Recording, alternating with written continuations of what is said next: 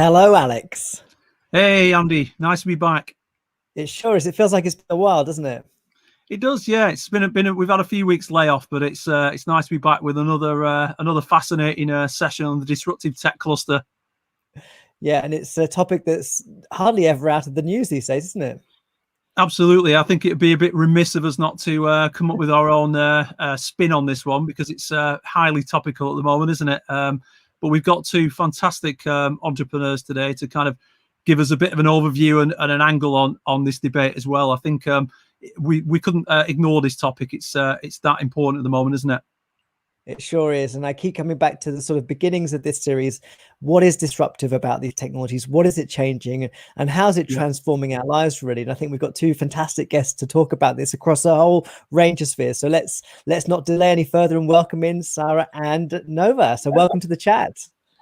Hello. Hi, guys.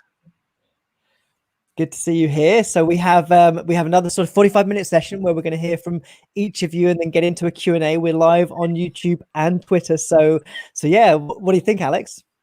Well, I'm really chuffed these guys have joined us. I think it's an absolutely critical topic, and I can't think of two better people to join us and talk about that. So again, we've been blessed with these guys giving up their time to talk to us about this interesting topic, and I'm looking forward to having a bit of a chat about it afterwards as well when these guys have talked to us. Definitely. And we're from quite different locations. So where are you, Nova, at the moment?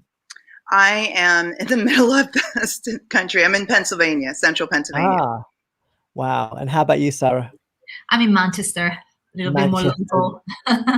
Where the sun always shines. We're transatlantic again then, Andy, for this one.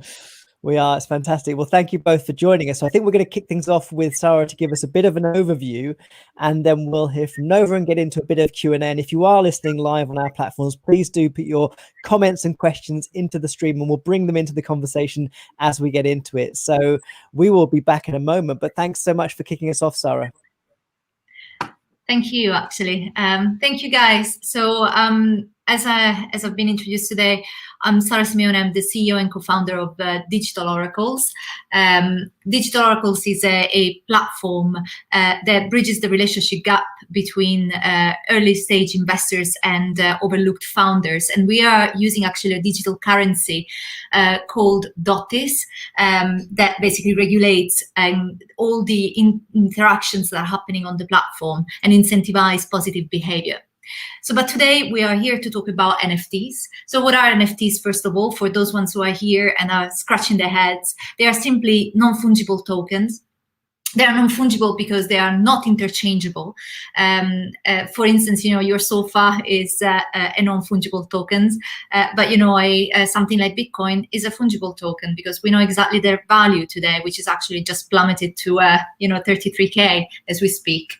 NFTs are also a token that we can use to represent ownership. Basically, they are metadata that are added to smart contracts and your wallet once you purchase them. So these can actually be pictures, it can be videos, can be all sorts of types of file. And today, as we speak, the market size actually blooming. In Q1 2021, we've seen more than $2 billion spent on NFTs. It's a market that is actually seeing a lot of attraction. And we actually have some local players here as well in these graphs. If you see, we have Known Origin, which is actually a platform based in Manchester. So we are quite proud to see them becoming very big players in this market. But we know exactly we're talking about NFTs, we're thinking about crypto kitties and crypto punks and moon cats and so on and so forth. But what's the link between NFTs and businesses? And so I'm here today to actually give you a little bit of an overview of other applications that NFTs may have outside of the art world and collectibles world. So we're going to talk today about digital content, applications in the gaming industry, domain names, physical items, and Nova will talk a little bit more about this section anyway, and investments, and of course, some conclusions. Let's take a look at digital content. You are probably very well familiar, very familiar on how Facebook, Twitch, Twitter, Instagram, and YouTube, and many other social media platforms work. And you know exactly that if you are a content creator, you're probably, giving most of the share of your money to these platforms, or actually selling ads to, to your users, and they're taking a big cut out of your revenue. So welcome to the passion economy and creator economy. So NFTs actually power a new creator economy, where the creators don't hand over the ownership of their content to these platforms, but they are actually able to manage those themselves, and they also managed to actually get the earnings straight out of these platforms without intermediaries. So what are the advantages of having an NFT, having these on an NFT or on a blockchain more specifically? Well, when the creators sell their content through these platforms, the funds go directly to them, and of course, they receive royalties as their work is basically linked to metadata, which is actually linked to their wallet address. So we are seeing some very interesting innovation in this space. We've got actually recently a platform called Rocky, which is very similar to Spotify on the blockchain. Rally, which is actually starting to create social tokens. Steemit, which is actually was born many years ago, actually now 2 or 3 years ago in 2017, is also a social media platform where you can add, similar to Twitter or similar to a forum. Let's move forward with gaming. Again, another big, I'm pretty sure for those of you who have children, you know exactly that they're asking for, sometimes they say, Mom, can I buy a skin for this or that game? But when the game is over, actually the skin remains there, and it's something that is an asset that is completely liquid. So here is welcome game economy. So with NFTs, finally, we are able to not only provide a record of ownership for in-game items, such as skins, but we're also able to trade these skins in a secondary market, which is actually the biggest advantage of having these items on the blockchain. We got here some examples like Roblox. A lot of children are probably very well familiar with this, and they recently were listed on the stock market as well. But then we also have Decentraland, which is basically an example of metaverse. And this is actually something that more and more people are getting into. So we are definitely seeing here a big opportunity for this market. Moving on, we got domain names. Actually, domain names, if we have to look at the market as it is now, a domain name is actually really unique and non-fungible.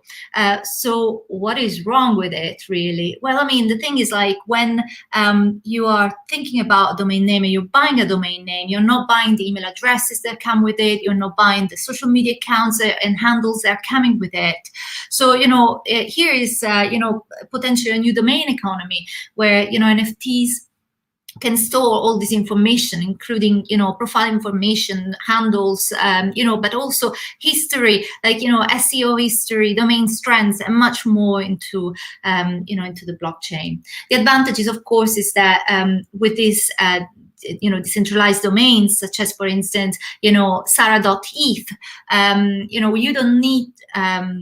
you don't need a domain registry to really facilitate the transfer of ownership. So this happens, again, peer-to-peer.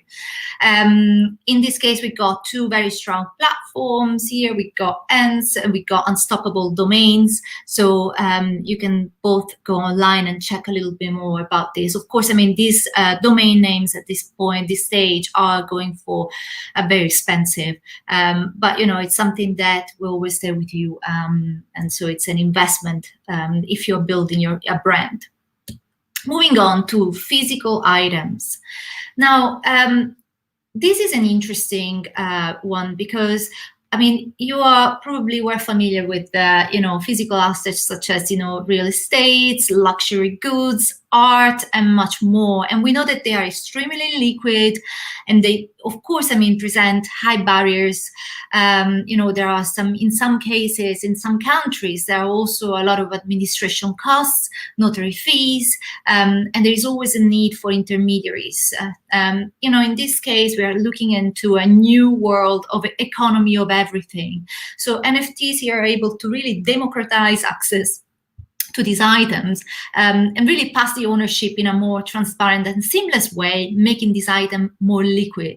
And how can we do that? Actually, we can do that by tokenizing, these assets. So by producing, we can fractionalize, for instance, the ownership of these assets, and of course, we can then sell these tokens on an exchange.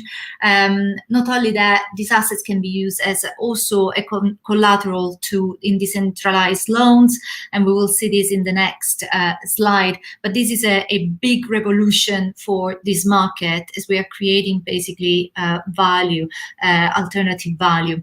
There are a couple of examples here. Aura is almost like a marketplace, and a community for luxury goods, and then we got Realt, which is basically more estate agent tokenizing buildings and other type of for instance, they tokenized also the first home in Switzerland many years ago. So they are quite big in this space, doing a lot of innovation. And then finally, we got the investment space. And this is actually, again, we could talk about this for hours, but I was given 10 minutes. And it's, I'm just trying my best to actually provide you with, a lot of, information. Of course, it's up to you to go and find out a little bit more. But we are looking at a big part of the NFT world here. Actually, we got DeFi, which is this stands for decentralized finance, and this is becoming a big part of the products that are built on the blockchain. We got a lot of problems, of course, in the traditional finance world. We got over 1.7 billion of people of unbanked. That are unbanked, so currently without bank account, or without access to essential financial services, and even many people amongst us today, we're unable to access loans, for instance. So thanks to DeFi's and in the future, NFTs, we can actually use these assets, digital assets, as a collateral, so that the lender basically gets paid back in case the borrower, is unable to pay on time. And all of these rules and mechanisms are also regulated by smart contracts. So what are the advantages? Well, really the DeFi here, or decentralized finance, as I said at the beginning, offers cutting-edge financial products that remove, intermediaries, and puts really the consumers in control, at the center of all these transactions that are happening, on a peer-to-peer basis anyway. And of course, thanks to this, we can create fantastic new business models and incentive models, and reward users really to generate good, good actions, and empower communities really. And here, actually, with regards to communities, we have to look into the DAOs, which are decentralized autonomous organizations, which are taking more and more shape, and are normally powered by digital currencies as well. And normally these DAOs are used by a lot of emerging companies at this stage, so that they can involve communities, create positive behavior, but also, try to create new products, for instance, or take company decisions that are, good for the whole community. So here there are a couple of examples of decentralized investment platforms. So we got Aave and we got Compound, but then we have so many more. We got Yearn Finance. We got a lot of products popping up in this space, and this is actually one of the areas that is going to generate a lot of hype in the next few coming months and years. So conclusions and observations from my side. Of course, I mean, this is going to be, we're going to see a lot of development happening in this world. You know, the current adoption, unfortunately, is dampened by the high gas prices of Ethereum until Ethereum migrates to Ethereum v2. So user adoption, you know, of basically, I mean, just to go back from proof of work to proof of stake. So user adoption, mass adoption is still far away. Of course, I mean, as we've seen, like, you know, for instance, Roblox, so Patreon, you know, definitely paving the way. We actually heard last week that eBay is also trying to come into this space and open up an exchange for NFTs. And of course, I mean, they've got the users, the right users to do so, and the right interface, although they don't, you know, they're not on blockchain. And of course, I mean, we need to look into new horizons, and there we can definitely see how metaverses could really be the next big thing for e-commerce, for retailers. And then there is something that is becoming now to get a little bit of hype. But, you know, social tokens are definitely here to stay and revolutionize the way we value ourselves and our time. So with this, these are my contact details, and I'm pretty sure we'll have a chat about this bit later on today. Thank you very much. That was a fantastic overview, wasn't it, Alex? Really fun. Brilliant. I've written down loads of things already, so I'm looking forward to discussing this in a short while. But I guess we should continue with the program and get Nova up next, Andy. Definitely. Welcome back in, Nova. Good to see you there. Oh, I think you're muted there. See you again. Well, hopefully that's a good way to start things off. So we'll hand over to you for the next 10 minutes or so, and yeah, let us know your perspective on the issues. Yeah, thank you so much. Again, I'm Nova Lorraine. I'm the founder of Rain Magazine. I'm a fashion designer and have been in this space for over 20 years, and in digital publishing and media for about 15 years now. I'm super excited to talk about blockchain and NFTs. One of the categories we talk about in Rain Magazine is technology. And as we've been covering the future of for the last 15 years, this is very appropriate in terms of a topic to discuss today. In terms of NFTs and blockchain, I have been involved in this space for a few years now, and not just as someone who's interested in observing from the sidelines, but I also invest in blockchain, and I've incorporated NFTs into my current business model as it relates to fashion, but also guide conversations on Clubhouse and other conferences as it relates to how this technology is impacting our lives and how it can impact all of us through the thing that we wear each and every day, which is our clothes. And so I want to go back to just what is NFT? And as a storyteller, I think it's very important that we try to bring this concept out of the clouds onto the ground so it can scale as quickly as possible.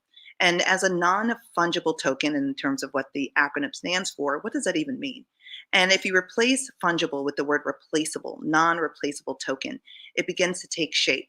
So when you think of what an NFT is and how that is going to continue to impact us, how does the word non-replaceable make this such an important description in NFTs? Well, what it does is it creates exclusivity. It allows for proof of ownership, and also with the exclusivity and scarcity model, it increases value in an item that may or may not have value. And we see the rise and buzz around the topic of art. And art impacts all of us, you know, from when we start drawing our first pieces before or during elementary school to becoming artists and creative entrepreneurs and selling them to the real world. And we know as the public that artists tend to have a hard time sustaining themselves from a financial standpoint.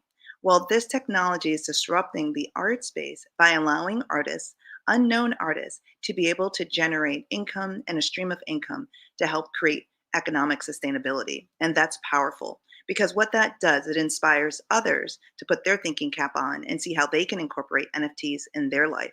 So just from a storytelling standpoint, if your business is dealing with transaction or data, then you can apply the blockchain technology. And in terms of blockchain, what it allows is the decentralization and transparency, tracking, and ownership to be authorized in a public way. So once it's brought down to just basic terminology, then I think more and more entrepreneurs can look at, and corporations, existing corporations, and how can they apply this decentralized aspect, this tracking aspect, authorization aspect, transactional aspect into their current business models. And an easy way to do this is looking at supply chain. So being in the fashion space, supply chain is a huge issue, both from a sustainability standpoint and a tracking standpoint. And so blockchain is being used to tap into the storytelling of where our garments are being made, who's making them, where are they coming from, and eventually, as we add tokenization to it, who actually owns those items. So I think this is really powerful, and it doesn't have to just be in fashion, as we know, as it relates to supply chain management, but it is a topic of conversation as it relates to sustainability. And so blockchain can assist in tracking and maintaining waste, and also giving recognition to the artisans that participate in the production of these garments that we may take for granted. You know, especially as you move into the luxury spaces within fashion and within our lifestyle, the products that are being created, they're craftsmen and artisans that are putting together these items. And a lot of the consumers that I've been speaking to would like to know, who are these individuals? What are their stories? You know, what are their talents? And so by applying blockchain technology, we can now get to know the individuals that are behind the scenes of the products that we use each and every day. Now, another part that excites me as it relates to blockchain and NFT is the entrepreneurial aspect around this space. It's new, it's growing, and it's impactful. And again, we can find ways to increase efficiency and transparency in everything we do for the betterment of the environment and the betterment of ourselves. So, how could this be used in food, for example? I'm a big foodie. And what if you went into a restaurant and you can scan a QR code and you can see the story of where these berries on your salad came from? The farm, the farmers, their backstory. How powerful would that be? And how much would that increase the traffic of that restaurant by being able to share with their consumers the stories behind the product that they're eating? And for those that are conscious about what they're putting on their bodies, such as lotions and any other soaps, things like that, what if you can track where the ingredients are coming from? You know, and the authenticity of the words that we use in marketing, such as, you know, natural, right? And is it truly something that's good for us to put inside our bodies or on our bodies? And allowing the consumer to make that decision. So again, from a storytelling standpoint, I think there's a lot of opportunity for the retailers of these products, the manufacturers of these products, to use blockchain to help assist in providing authenticity and trust in their products. The problem, though, I feel, as it relates to branding and storytelling, is how are we going to take, again, this very elusive concept to the lay consumer so they can understand how it's going to impact them? And that's when creatives come in. That's when visual storytellers come in, copywriters come in, artists come in, and they can help not only, you know, increase the awareness of the technologies that can truly make a difference in our future, but also increase the productivity and the growth of these brands that are seeking to tell these powerful stories. So let's take a deeper dive into NFTs and the areas that where they can impact you. So we know that NFTs, tokens, non-replaceable, aka non-fungible tokens, can help you increase authenticity and value in a product. And as it relates to art and or fashion, because this is something that impacts all of us, let's take a look at that and how we can find these NFTs in our everyday lives. So if you are a gamer or know someone's a gamer, a friend, a child, more than likely they are purchasing skins within these games. They are purchasing outfits that they can wear and or earn as they gain more levels within the game.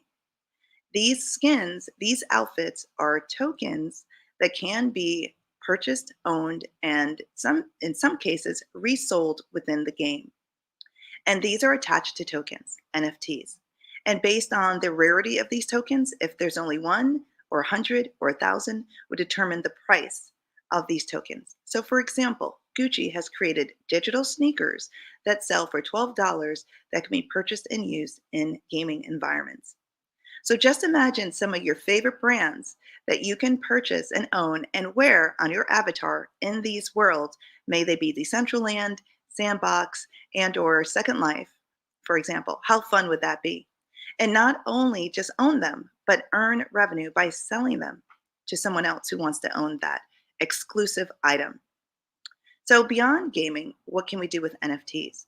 Well, we've heard of antiques and or own them, expensive artworks like Picasso and the Mona Lisa. And for those of you in fashion, you have couture, garments, one-of-a-kind garments that are made that sometimes take hundreds of hours to produce. So what if we could fractionalize the ownership and share access to these very exclusive items? May it be just as an ownership token or possibly as a utility token, where the utility token allows you the right to use that item. The ownership token, as you know, could possibly be sold to someone else where that can now earn you revenue. So, what if you can earn a piece of Picasso or this amazing antique car? I love antique cars, which was in the past inaccessible if you had to purchase that one item wholly. So now what tokens do is allow for access to luxury and exclusive items to more than one individual. And it also allows for a new stream of revenue if that token is now sold on the secondary market. And as you've heard Sarah mention, you have eBay known for its auctions getting into the token game. Well, where else can tokens and blockchain be of value? Let's think about charity and how prolific charity is for helping so many people around the world in a variety of ways. Well, what if you, as the donor, can track the money that you put into this charity and who it's actually going to or how it's being used? How powerful is that? So I believe charities can extremely benefit from using blockchain and NFTs within their business model. And there are already charities doing it with Bitcoin. So if you are a charitable person, definitely look at how blockchain and NFTs are changing the game in charities. And or as an entrepreneur, how you can possibly start a charity based on selling and reselling NFT tokens that are associated with digital and or physical items. So I just mentioned digital and physical, which a new term has emerged called phygital. And why would that affect blockchain and or NFTs? Well, there is rumors brewing that there is a bubble about to burst as it relates to the NFTs, especially in the art space. But if you attach the NFT, the token, to a physical item, an item that already has value, then that in and of itself is a more sustainable model in how you can use NFTs and for that NFT carrying value, more value in the long run. So phygital items and a phygital ecosystem is also something that more and more companies are looking towards. How can we bring the physical world and the digital world together through blockchain and through NFTs? So let's look at the metaverse, as Sarah had mentioned, as a great example. What if going into the metaverse, you purchase a skin for your avatar, and now that skin is also something that you currently own and or could own in the physical world? How cool would that be? And or if you go to a physical event, but that event allows the physical event, the ticket to that event allows you to attend a digital event online in a metaverse. So again, by bringing the phygital and digital worlds together, I think is going to create a whole new level of excitement around the space and more sustainable business models as we move forward, especially as it relates to NFTs. And again, just to wrap it up, for those creative entrepreneurs and artists out there that are looking to generate a new way of sustaining themselves economically, definitely check out platforms like OpenSea and Versus, which is a new one that just launched, as a means to create art, sell art, and especially if you're doing it in the physical sense, how you could attach your token to that. Now, one last thing that I have to bring up because I am in the sustainable space, I recently launched with my co-founder, Manuela Negro, the Rain School of Innovation and Sustainability. And there is an argument brewing around the sustainability of the power that it takes to mine these tokens. There are new innovators in the space that are creating more sustainable solutions as it relates to the energy consumption around mining and cryptocurrency and these tokens associated with blockchain and NFTs. So again, look for those certain platforms and tokens. Chia is one that is claiming to be more sustainable, where we can continue to move forward with this technology as a solution, one of the solutions in bringing a more sustainable environment and more sustainable products to you and I and other individuals around the world. Thank you again, Salford, for having me speak today, and I'm excited to continue the conversation. Wow, thank you so much. That was such a fantastic overview, and you really are a great storyteller. I think like I've learned so much in that, and it's so powerful to hear all these things about how they're changing not just the way in which we sort of trade, but actually embedding new value systems into our communities, into our transactions. And I love just hearing about all these different examples. What do you think, Alex? Absolutely. We've had a real tour there, haven't we, between those two talks about all the different opportunities I think there are for NFTs and blockchain as well, and potentially societal problems that could be solved as well. But I'm really interested to both of our speakers have kind of touched on some of the challenges for these disruptive technologies.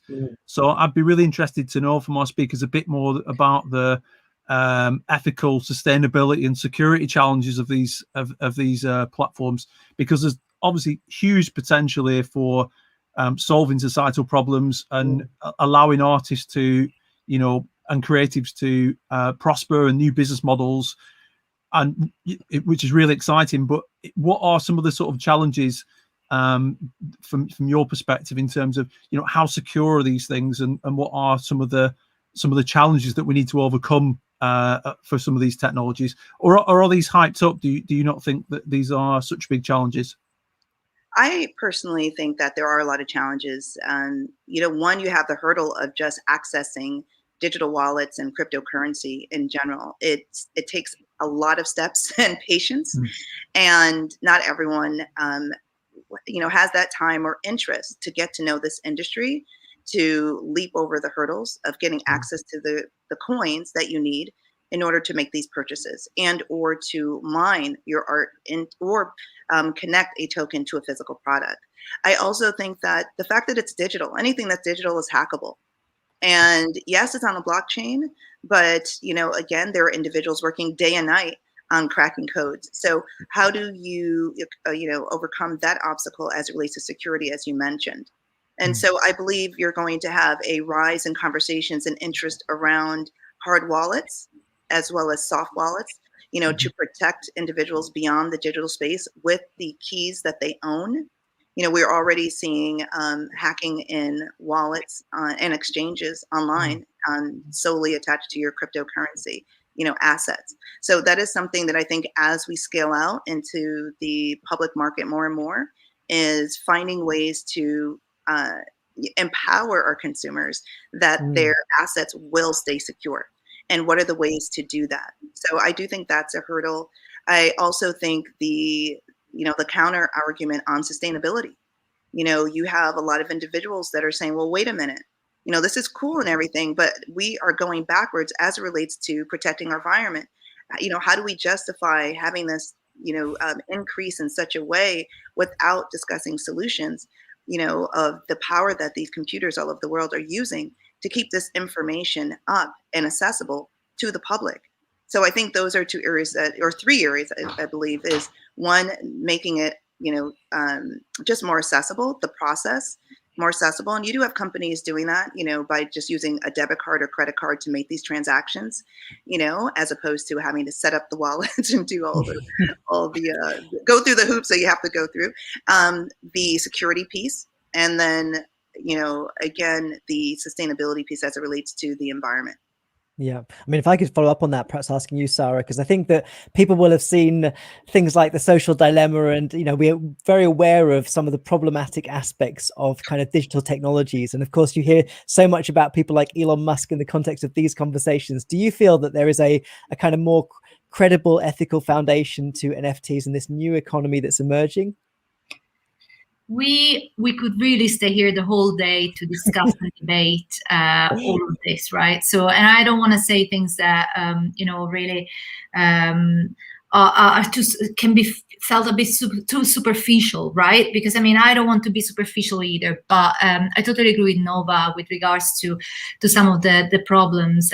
Technical problems are definitely the key ones. Usability problems are definitely important, but I think there is a real need to change what we've got today, and the real let's say the power of the few tech companies which are currently really taking advantage of creators around the world and users around the world. So I want to look at this from that point of view, because that is actually what I'm very passionate about. I'm passionate about my own data. I'm passionate about not being followed around or tracked around, and being able to control my own environment as much as possible, and to be rewarded for the information that I'm providing to companies and advertisers around the world. Obviously, there is the other element of artists. We're looking at, for instance, I'm at the moment working with a couple of artists in the NFT space. One of these is a musician, and she's basically, she's saying, like, I am tied to a contract, and I unfortunately won't be able to release an NFT on the music that I have produced, but I will be able to release new music and, do NFTs of this. And so there is a licensing problem. There is a legal problem that nobody wants to touch yet. So this is something that lawyers have to really come together and start, looking at together with governments. And I want to finish with the ethical side of things. So I am actually very excited about this space, and I'm excited about social tokens as well, because I see them as the next big frontier. But I'm also worried about, the mental health impact that these things can actually have on people.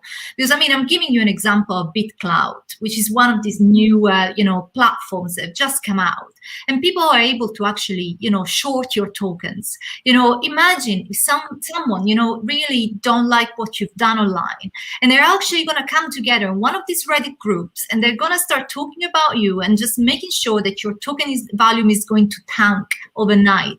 What is going to be the repercussion, on your mental health? This is something that we are not even considering and discussing at the moment because we are so early on. But, this is something that we should be mindful of when we are going into this space. And I'm worried because I'm seeing more and more young people approaching this space without that, without all this knowledge and without all of this, awareness, and that I think they should have.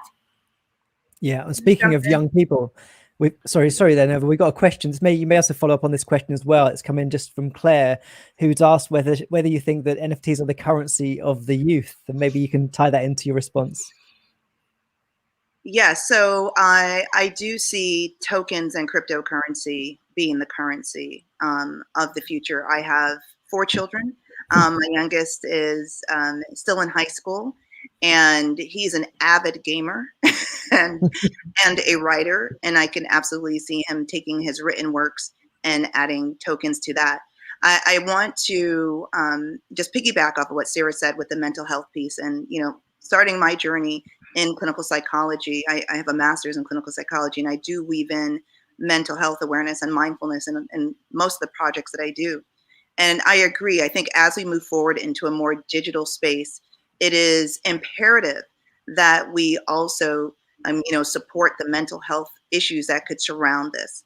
And that's beyond, the social tokens is one piece, which can go very deep because we already know of the implications on mental health as it relates to social media. And that's without attaching currency and tokens to that. So if we add another layer of that, what is that going to mean for our children, where they will be living in this world 24/7, as well as going more and more digital? I mentioned the metaverse. Sarah mentioned the metaverse. It's here to stay. We are a few years out, a good 5-7 years out, where I think you're going to have more of a mass adoption. But still, with the individual that asked the question, she has a 9-year-old. In 5 years, that 9-year-old is going to be a teenager and probably doing a lot of their social engagement in the metaverse. And again, what are you going to do as parents? What are we going to do as parents to protect our children's mental health? and balance that with real world physical experiences and mindful experiences. So I think the conversation absolutely needs to happen in tandem and being as mindful as possible. So only the good of all of these technologies shine. I'm a little hesitant on the social tokens. Again, it's the digital world we're speaking of. And as we mentioned, hacking as it relates to our crypto wallets and NFTs, you have, as you said, Sarah, you have that high school game that can easily be played and hacked in the digital world. So again, I think that we need to set up securities and barriers to protect that if we're moving more into a social tokenized economy and environment. Can I also add something there? Because, it's interesting. Last summer, I actually did a tour with, other 10 lawyers and experts of digital. They were experts in various areas. And I know that today we got 2 of them listening live. We actually did this, we self-funded this project, and we went all around the south of Italy, spending our own money, our own time, educating parents, children, and grandparents on the web, the threat, but also the opportunities. And, we suddenly realized something, of course, that we knew, but, when you see these things coming face to face, there is a big gap between parents and children, and parents need a lot of education.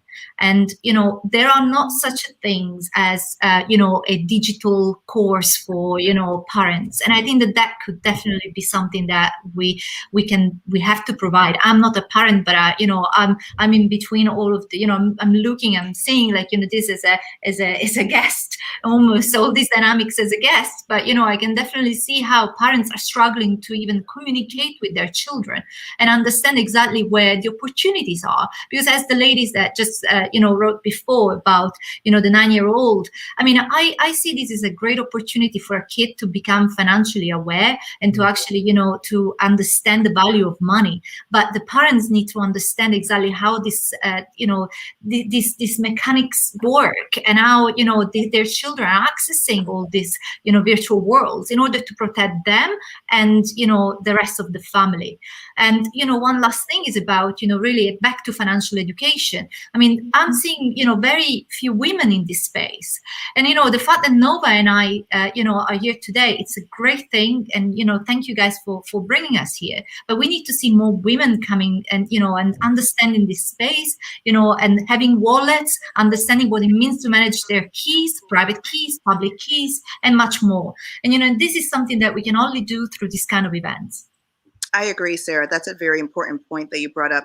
Right now we know that in most households, the women oversee the financial expenditure, of the goods in the homes. And if we're moving into this more digital crypto space, what does that mean? And what are the resources out there, to educate the lay individual? Now, when I got into the space, you really are learning a whole new language.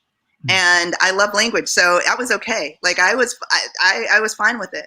But when I'm speaking with a lot of my peers and sharing the information, it is literally like I'm speaking, I speak Patois from Jamaica. So I could be speaking Patois to them, and I think it's imperative. My husband and I, we made a point of educating our children on cryptocurrency and blockchain. They do invest in blockchain technology.